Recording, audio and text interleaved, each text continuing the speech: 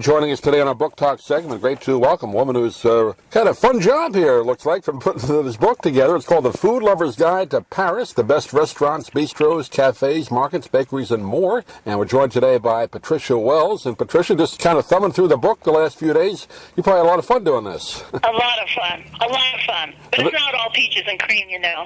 No, but you ate some along the way. Absolutely, yeah. A lot of peaches and a lot of cream, absolutely. This is, what, the third or fourth revision, right? This is the fifth edition. Fifth edition, right. It's the first complete, total, absolute update, really, since 1984. The other updates, we basically changed information, but we didn't change the layout or the photos or whatever. So this has totally been re-researched, rewritten, all new photos, mostly all new recipes. I kept a few classics in. The glossary's been completely updated, so you've got the whole deal. Plus, I also came out 2 years ago with an app for the iPhone, which is the book, but just the companion really to the book. So when you come to Paris, you need to have the book and the app, so you're totally informed. When you decide to do, say, the original edition of the book, how do you kind of put that together? Obviously, you try and visit all the restaurants. Do you plan it out? I'm going to go here this day, and how do you do that? But that was a long time ago. We're talking about 1980. Right. If you can remember, you probably weren't born yet. But, I was. But it was the day before home computers, and I typed all my notes on my Smith Corona typewriter, and I had to mail my copy in. It was even before FedEx or any way to it's hard to believe. I mean, I even forget those, and I joke it was before Post-its, But unfortunately, it's not any easier today. I work really in the same way of always keeping lists of places that I want to visit and just getting excited about a new place to go to, or I'll say, we haven't been back to this place for a long time. So it's constant research. Sometimes I'll just do a whole neighborhood where I'll start in the morning in the market and visit or revisit bakeries or pastry shops and have lunch in that neighborhood to keep it as compact as possible. Now, when you do a sit-down meal, obviously a bakery can be a little different. They may not know you're doing a review. How do you kind of keep it from them, or do you want to keep it from them that you're doing a review? Well, this has always been, because I was the restaurant critic for the International Herald Tribune for more than 25 years, and I kind of believe in the when in France, when in Rome, do as the Romans. The people who know me would be insulted if I reserved in another name in Norway or something like that. The French would find that very insulting. So if they know me, I reserve under my name. So they, if they don't know me, then I reserve under a different name, and they don't know. I could be any American tourist as far as they're concerned. So I figure it all evens itself out, and I can pretty much tell if things are good, worth returning to, and so on. As a food critic, cleanliness and the basics that everybody wants in a restaurant or food, but is there anything else you're looking for that maybe the average person isn't aware that they're looking at? Well, I'm always looking, service, and especially if a place that does know me, I'll also look around to see other people, how they're being treated. If I'm getting real special treatment, sommelier is always at my elbow, and he's not, not taking care of other people, then I can kind of judge that. But for me, it's, how satisfying is the food? How varied is it? How original is it? Is it trumped up, or is it just really well thought out and original? So it's just a lot of things. But, of course, how do I feel when I get up from the table? Am I satisfied? Am I stuffed?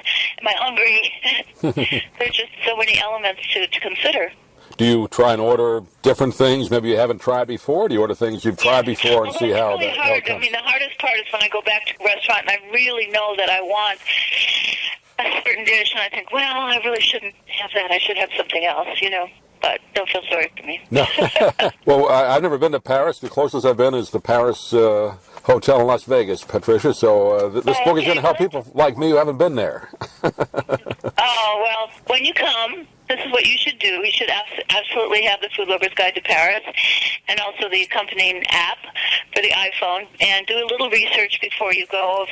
If you really love steak frites or you want to have the best oyster in town, do some research and make your list and come informed about what you want to do, and you're going to have a great time. You know, reading through the book and some of the notes, a lot of people, I guess, think French cooking is one particular type of cooking, but you kind of point out different types of cuisine now in France that maybe people aren't aware of, right? Absolutely. Well, certainly there's regional cuisine, from Brittany you have crepes, and from Provence you'll have ingredients with a lot of eggplant and tomatoes and so on.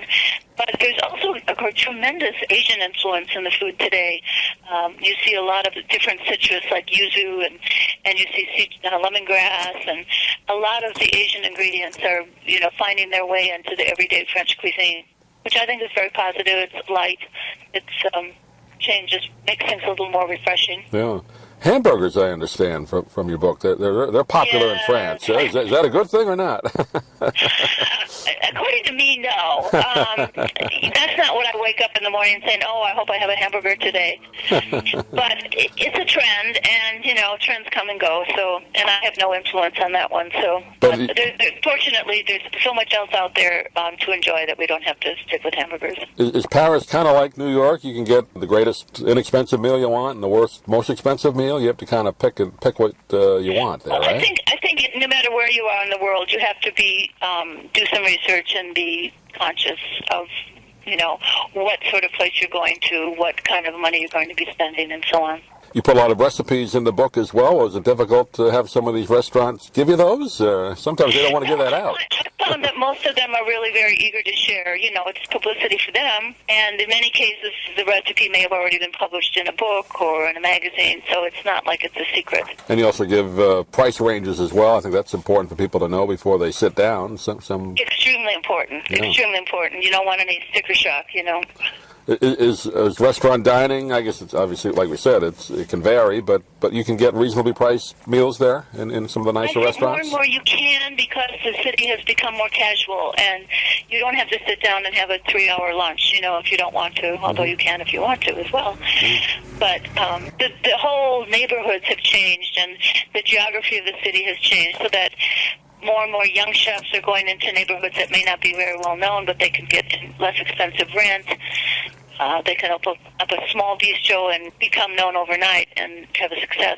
It's a book that's going to give a lot of folks some great information, The Food Lover's Guide to Paris. We've been talking with Patricia Wells today. And Patricia, give out a website. People can get a hold of you with the book. Yes, patriciawells.com. You can order the book through the website. You can order it through any of your great independent bookstores, through Amazon, of course, and I think you'll enjoy it. And the app you can get through the iTunes Store. Great. Patricia, appreciate you taking a few minutes today, and we look forward to talking to you again. Thanks for joining us. Doug, it's been great.